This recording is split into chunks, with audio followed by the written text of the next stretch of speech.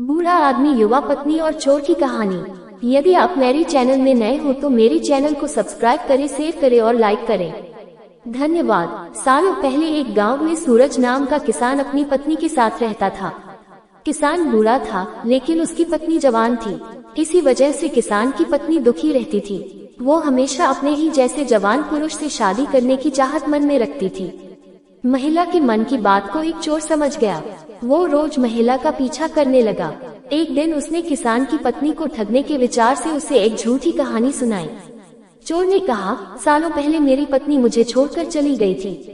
अब मैं अकेला हूँ। मैं तुम्हारी सुंदरता पर मोहित हो गया हूँ और तुम्हें अपने साथ शहर ले जाना चाहता हूँ।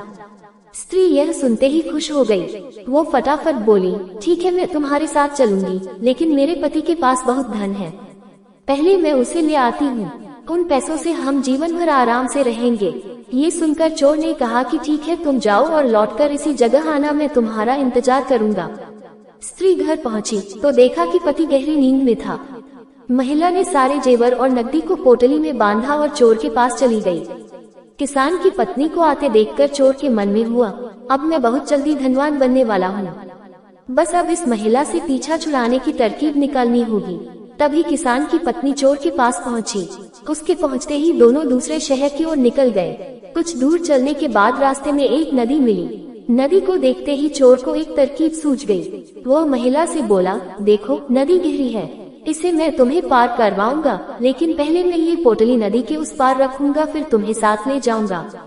स्त्री को चोर पर पूरा विश्वास था। उसने कहा, हाँ, ऐसा करना ठीक रहेगा। फिर चोर ने कहा, देखो तुमने भारी जेवर पहने हैं, ये जेवर भी तुम मुझे दे दो ताकि तुम्हें नदी पार करने में कोई बाधा न हो।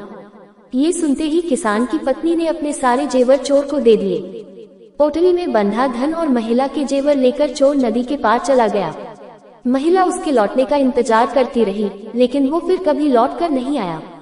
अब महिला को बहुत दुख हुआ और उसकी आंखों से आंसू बहने लगे, लेकिन पछतावे के लिए तब तक बहुत देर हो चुकी थी।